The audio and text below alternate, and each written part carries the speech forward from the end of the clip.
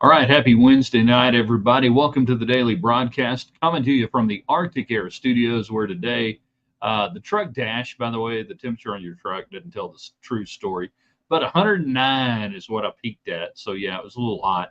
If your AC is not handling it, you need to call the Bear, callthebear.com. So, we're glad to be in the comfort of the Arctic Air Studios tonight as we come to you on a Wednesday, overrated, rated right, underrated Wednesday. Tonight we're talking about coaches. So what I want you to do is give me college football coaches that are underrated, overrated, or you think are rated right. Have some fun. Big 12 otherwise, it's up to you. We got that going on tonight. Texas Tech screen game, not the screen door, screen game, and what they're doing to try to improve that. I love this. This is beautiful. We'll get into some hardcore football X's and O's on that. And then in honor of Aerosmith and Steven Tyler, who I almost killed one time, we'll tell the story. Bands you never saw that you could have seen that were in your era that you were right, but you just never got around to seeing them that you wish you'd seen. All that going on tonight. In three, in two. Good evening, West Texans, all you good, fine, friendly folks out there who wish you were. I'm Ryan Hyatt, theraiderland.com. You started your day on the website. I know you did. You commented, you got stuff in, you knew what we were going to talk about. We love that. Everything we do archived there, including this show. So afterwards, you can share it with people who you love, who love Texas Tech, West Texas, and things we're talking about.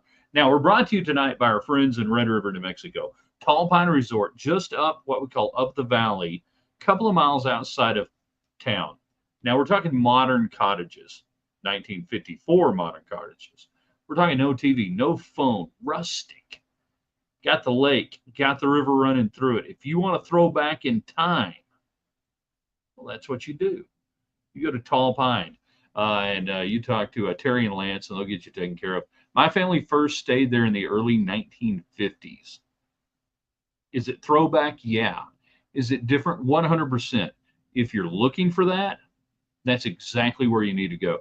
Now, the river does run through Tall Pine Resort, and guy who's got rights to fish on the river and guide you there is Jeff Fagan. Fagan's got a fly service out of New Mexico, northern New Mexico. Get with him if you've never fly fished or not, and he will get you on great water, including the stretch on Tall Pine, which I can attest is good fishing water and low pressure. Really is. After that, you're going to Yesterday's Diner. They're in Red River, New Mexico proper. Great 50 style diner, cool menu, good stuff, breakfast. If you do nothing else, go eat breakfast. And that's where you're going to go at Yesterday's Diner. Of course, here in town, we're brought to you by Gators Bayou. They're playing music on the patio still this summer into the fall. Great patio. Check it out. You know, hot Cajun food, cold drinks, and all the games are always on TV. So you want to go over to Gators 98th and Slide Road in Lubbock, Texas. Fine supporters of what we do here in Raiderland. All the Western wear, including this Ariat shirt that I've worn for a couple of years now. I like the shirt. I'm not one to give up on a garment just because it has a little bit of age. Boot City, one money, save a mile outside the West Loop on 19th. Back to school specials. Check out our Facebook page for all the cool boots that they've got out there right now. And then every communication, whether it's Jacob or the Big Lubbock on YouTube or Craig on Facebook. So we got Twitter or X. We got Facebook. We got YouTube right off the bat. All of those brought to you by United Supermarkets and Market Street. The only one that's sending money to Texas Tech these days, last time I checked. All right, let's get it going tonight. Overrated, underrated, rated right. Let's talk coaches. Let's talk college football coaches on that. Who do you consider to be underrated, overrated, or otherwise? Tech football, we'll get into the screen game stuff. And then I want 5 bands, or you can give me up to 5 bands. Bands you never saw that you could have seen in real time, but you just never got around to it. You were busy, you missed a show, and you go today, I can't believe I never saw that band. I've got several on the list. And we'll tell the story how we almost killed Steven Tyler in Las Cruces, New Mexico. True story. Jacob is saying the X is on, throwing up the X, and we're throwing up the X for all of our female athletes out there in the Olympics and beyond. We should never have to compete against a male athlete. Throw up that X for them. Get it done, ladies. The Big Lubbock, how is Morton looking? Well, he's throwing the football. He's not going against any sort of live rush or anything, but he's throwing the football. He's talking, and he's saying, I feel better than I felt. This is the best spring I've had being at Texas Tech. I think the biggest takeaway we've seen so far, arm motion is not limited. Everything about the arm is 100%, and that's a good thing. So then we go, okay, turn on the lights, and that's all that matters. I really don't care how they look. You see videos, and they only allow the media to shoot a certain amount of video at certain times because they don't want teams stealing stuff. That if Don Williams and David Collier go out there and put up the real stuff, they're going to steal it, and they're going to know what we're going to do. Guess what? They know what you're going to do, coaches. But anyways, doesn't really matter. So how's Morton looking? He's healthy. End of story. He's healthy. Now, what do you do as a healthy quarterback? What do you do with the offensive line, with the tight ends, with Mike Hudson and Taj Brooks?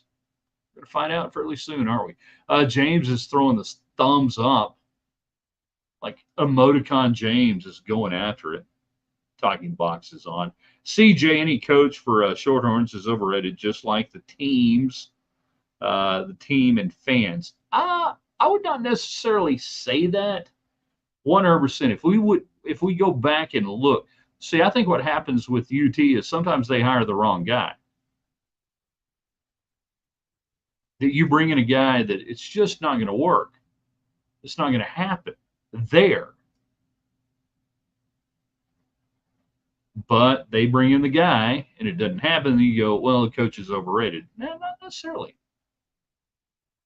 I mean, the problem with coaching in Austin, it's hard to get people to wake up early when they're sleeping in silk pajamas. And that's the deal they've got there. And it's going to be fun because now, guess what? You're in a league where everybody kind of sleeps in silk pajamas. Not everybody, but we'll see. God, that's horrible product placement. There you go. Shout out Ropes Eagles. Good luck to Coach Riker and all the returning Eagles this fall. Overrated, underrated, rated, ranked coaches.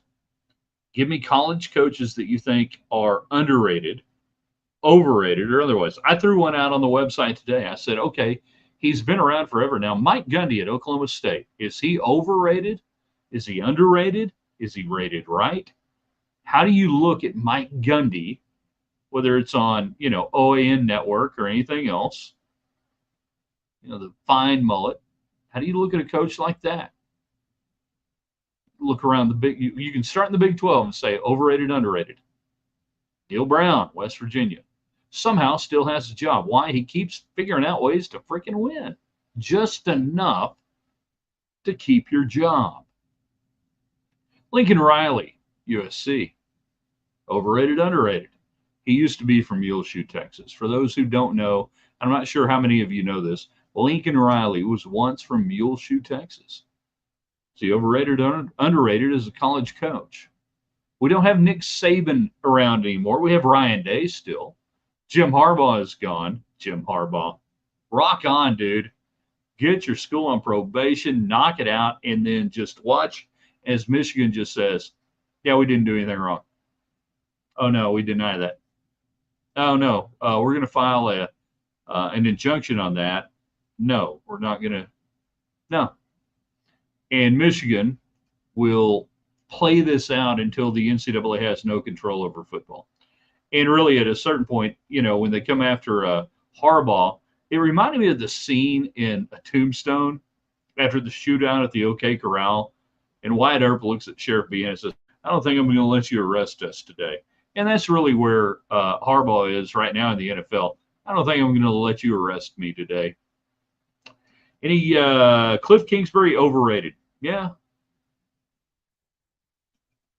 Although I think you might have been able to say that 3 years ago, 4 years ago, 5 years ago. Now he's probably rated right. Now overrated as a head coach at the time, yeah. All it took was one NFL general manager and ownership group to give him the reins. It was a disaster. He's not a good head coach. I think he's a fine offensive coordinator. And I hope, for his sake, and not the Cowboys' sake or the NFL, but I hope being a coordinator that he gets to show some of that. Now, I will defend Cliff a little bit. He was handed the reins at Texas Tech years before he should have been a head coach. He was handed the reins of the Arizona Cardinals years before he should have been a head coach in the NFL. But what do you do when they come calling? When they offer you the job, you say yes. So I think now Kingsbury's probably rated just right. We have that. We have bands you never saw in person that you could have seen that you just didn't go. You didn't buy tickets. You didn't make the effort. You could have seen them. And now you're kicking yourself going, how did I not go see that?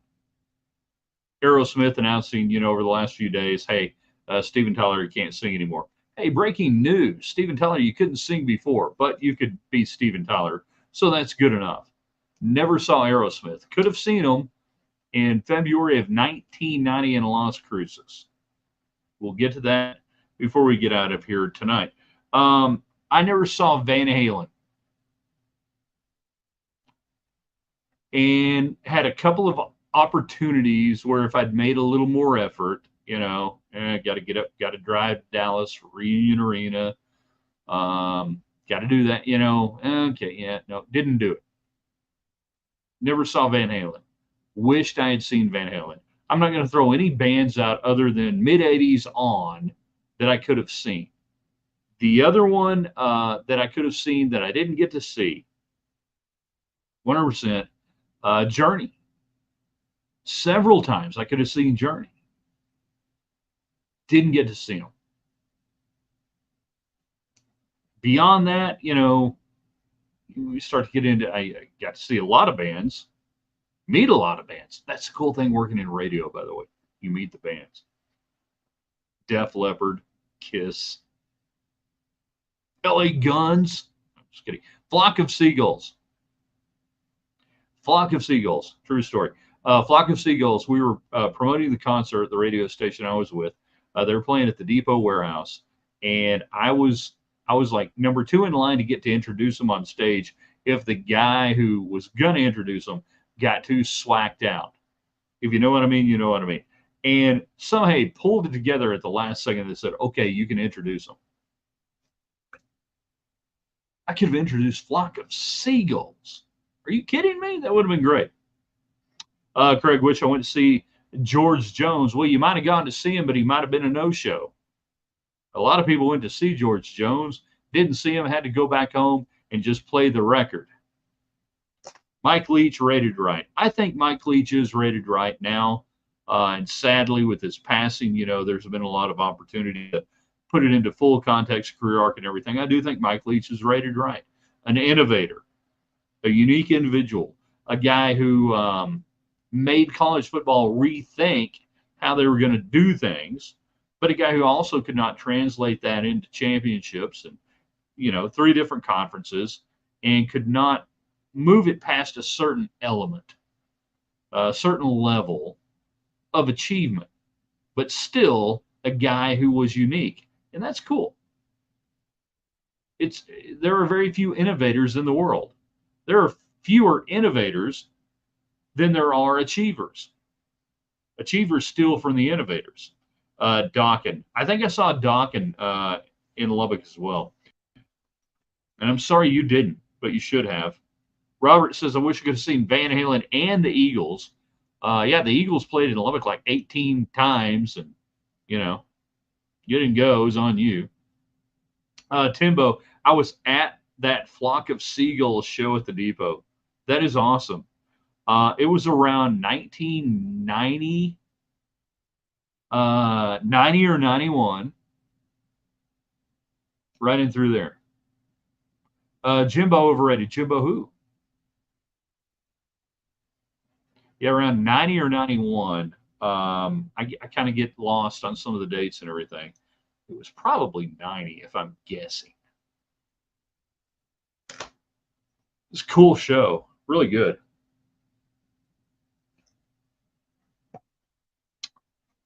So Jimbo Fisher, overrated.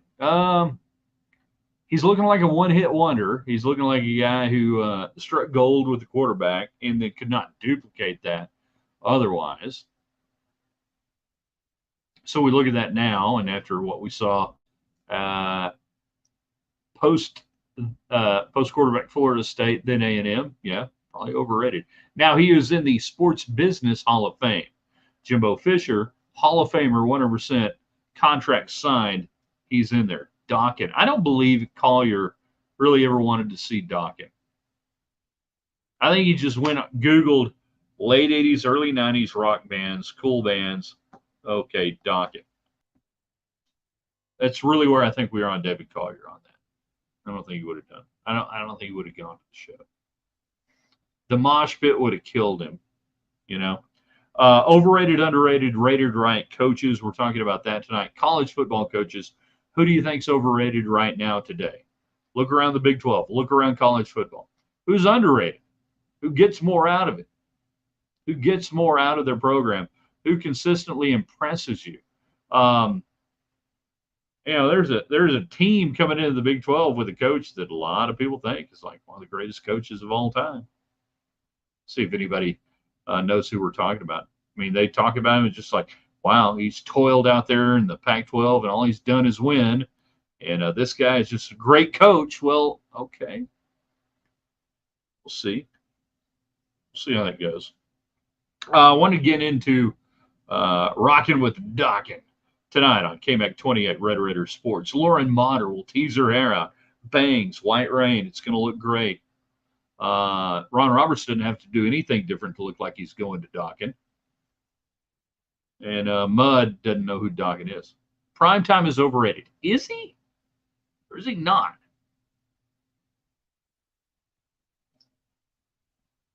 Do we not really know who Primetime is right now? We know Primetime. We know Dion is a hype guy. That's all college football coaches to an extent. I mean, he at Jacksonville State, he put together a team.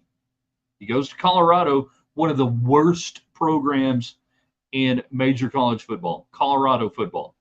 Literally one of the worst programs. They weren't great last year. They weren't god-awful at times. Is he really overrated or is he overhyped? That's two different things. I'm not willing to say yet that Deion Sanders is overrated as a college coach. Well, I want to see what happens this year. I want to see where it goes. But I'm not going to go down that road with you. I'm going to say right now he's rated right. He's a hype man. He's got limited experience. And he's year 2 with a real football program. We'll see where it goes from there.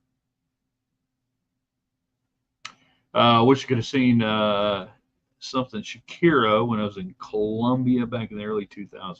I don't know what that means.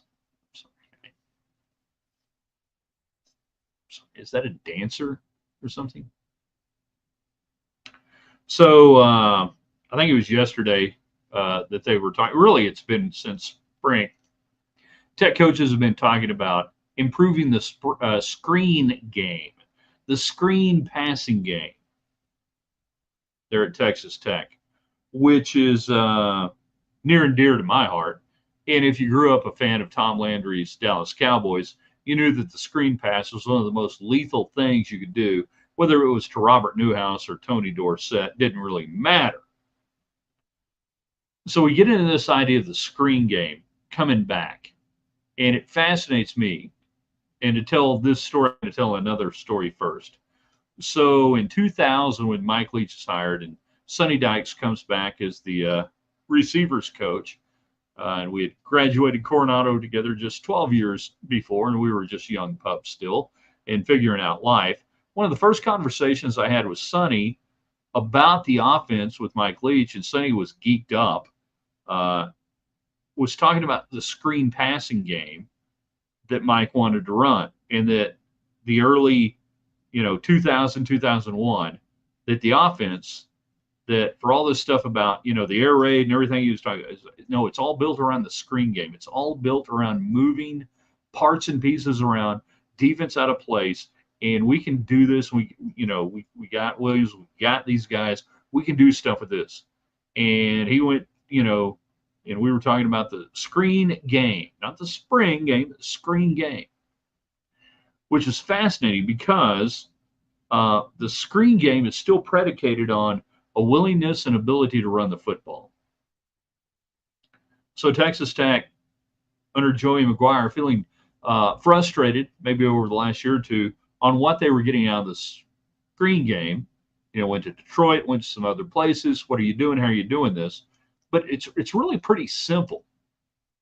It's all about the concept, and this is where Taj Brooks is so big for this offense this year, that every time he's on the field, and I know he has to be off the field sometimes, but every time he's on the field, he has to be accounted for and what you can do with that, and that you have proven, this is where Kitley comes in, Kitley has proven, I will give the ball to that guy and get 4 yards.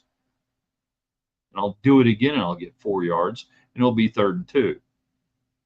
The screens work on a couple of different levels, negating a heavy pass rush that we don't believe you're going to run. Therefore, we're going to pin our ears back and we're going to bring it. And we're going to bring it on the edge. We're going to bring it up the middle. We don't care. We're going to bring it. And we're going to take guys out of coverage, and we're going to take guys out of the ability to do anything. So when you have a run game that you've proven that you're willing to utilize and run, the screen becomes huge. Why were the Dallas Cowboys so good, lethal with the screen game in the 1970s? Dwayne Thomas, rest his soul. West Texas State Buffalo, not WTAM and U on that. WT Buffalo. Calvin Hill, Walt Garrison, and of course Tony Dorsett and Robert Newhouse. The screen functions with running backs that must be accounted for. Now, you don't always have to run a screen to a running back, but you better be able to run it.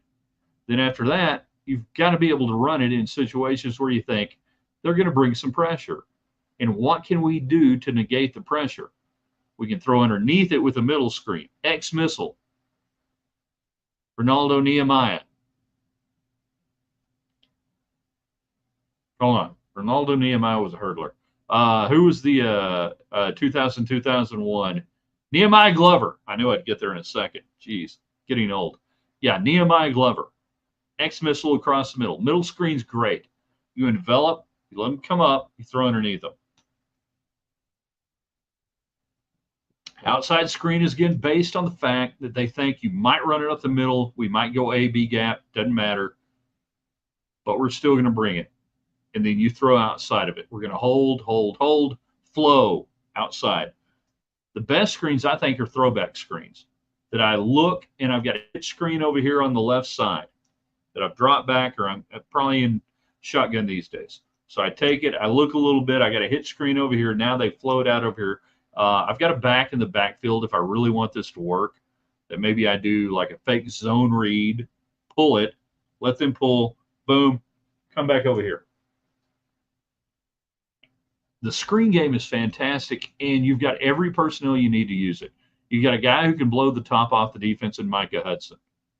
You've got a guy who's going to command safety help. So they can't roll down safety help in a screen pass situation. They're going to be bracketing coverage on Hudson most of the year. Now I've got big tight ends. Who do you want to put on that tight end, by the way? You want to put a dime back, a nickel back, or an outside linebacker on the tight end. You want to jam that tight end? You want to account for that? What do you want to do? Oh, and I still could run the football on you. We hadn't done that yet. So see the multiple pressure points I'm putting on a defense right now, utilizing the screen pass. Welcome to coaching school, by the way, where coaches can go over one play for 30 minutes. So you have the tight ends that you can utilize that way, that can block down, give run action, give downfield run action to the linebackers and everybody else, and think that's what we're doing. Then they can chip out and they can lead. It's really good. Trace, got to have linemen that can block out in space and be successful as well. I agree, and I think that's where Texas Tech right now with their offensive linemen, they're pretty agile. They're, not just a bunch of big lugs. And most of the linemen you're getting these days are fairly athletic, long, lean guys. We don't have the 6'2", 6'3", 300-pound guys anymore. We're 6'4", we're 6'5" sometimes, even bigger, but we're lean. We got to move. We got to do that. Right? And Trace nails it, and Trace understands that you've still got to be able to move at least tackle, tight end, guard, tackle after an initial run block action, and we drop back. Now we get a flow outside, which is why I like the misdirection screen. And you got to throw it over there sometimes. But the misdirection screen gives my guy about 2 more steps before I come back and go back to the right. And again, meanwhile, Micah Hudson is going downfield. You know what I don't have to do? I don't have to throw it to the running back. If he's running naked down the sideline, I throw it to him.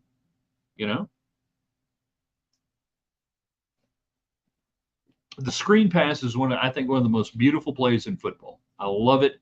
And Trace and I were at school together, and he can fully comment and endorse that we never did it, and we could have, and we had the people that we could have done it with. Maybe not Bayouth. Bayouth may not have could have done it. Anyway, we had the people we could have done it with. Chris Henson could have been a badass in the screen passing game. Hopefully Kitley is planning on using the screen pass. I think they are. We talked about they spent all off season looking at professional teams and others. And I think they're going to utilize it. James, Spike, Sonny, Mac. I saw Dylan at the bubble, I think. I can't remember the last question. Good answer. Yeah, never. Good Lord. We played in the most boring offense known to mankind. Oh, well. God bless them. Mustang effort. It's a lot of fun while we were there. And for those who don't know, Trace Gillespie was a badass linebacker. I think you also could have been a fullback. I would have loved to have seen you at fullback. Trace's not going to remember this. One spring, we were doing one-on-one drills where you got to, and I don't know why the hell I had to carry the ball in this situation. That was a dumbass thing. And he just plowed me, and I was sitting there thinking, I would rather get hit by Chad Lynn than Trace Gillespie. And for my friends at Coronado, you know what I'm talking about. Hey, Trace just levels me. Like it's spring. It's beautiful out. Give me Chad Lynn. Trace was nuts. Warrior, absolutely great player. And I'll say this right now again, Trace, I know you're watching. You played your ass off. You guys played your asses off and didn't get the payoff you should have for a lot of different reasons. And didn't get the payoff you should have. So there you go. Thank you for just blowing up a guy in the spring. 165-pound me. Thanks. Appreciate it. A lot of fun.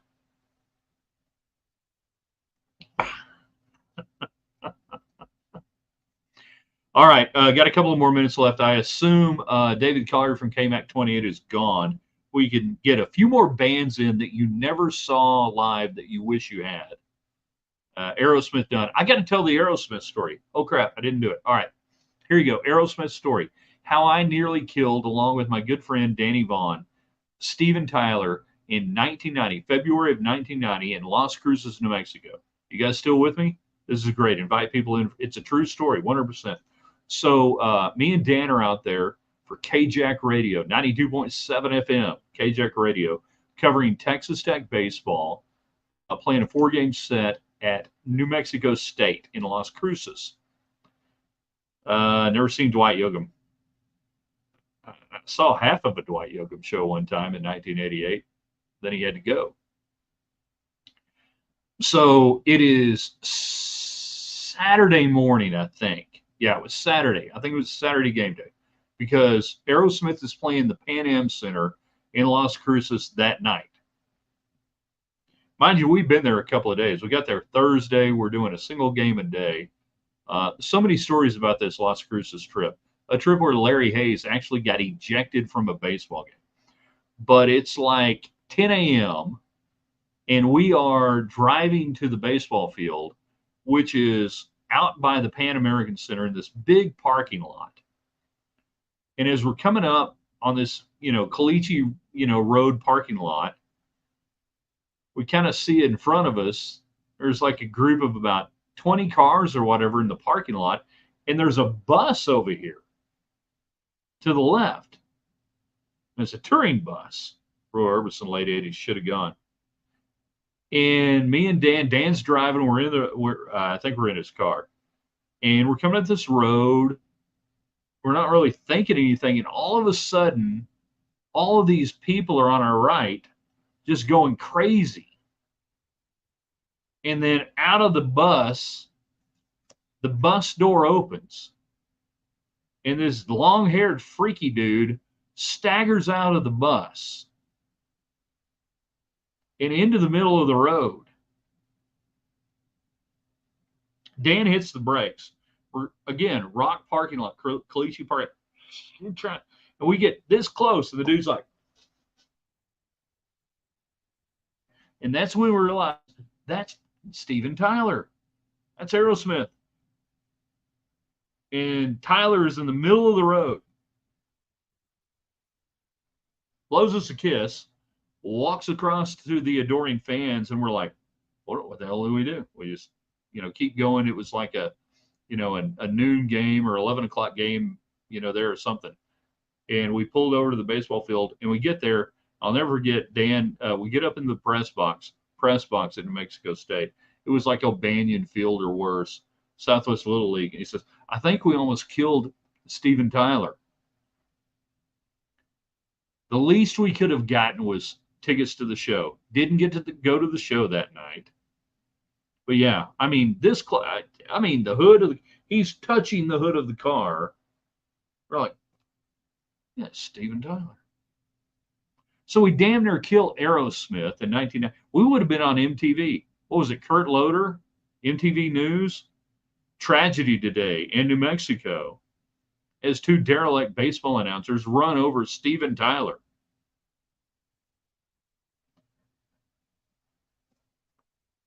So, yeah, we get done with the game, and there's still a Sunday game, and we get done with the game. And New Mexico State people have been really nice to us. We've gotten comp tickets to a basketball game while we were in town and everything else. Like, you got anything for Aerosmith tonight? They're like, no, can't do it.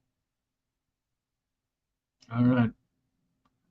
That close to altering rock and roll history. David Cotter, KMEC 28 sports director. Spinal Tap was playing in Peru 2 days before I rolled into town. What the hell were you doing in Peru? Supposed to see them in Argentina the week before. There was an incident with their drummer. I don't believe a damn thing you're saying because I know you've never been to Peru. I know that for a fact. Everything else checks out.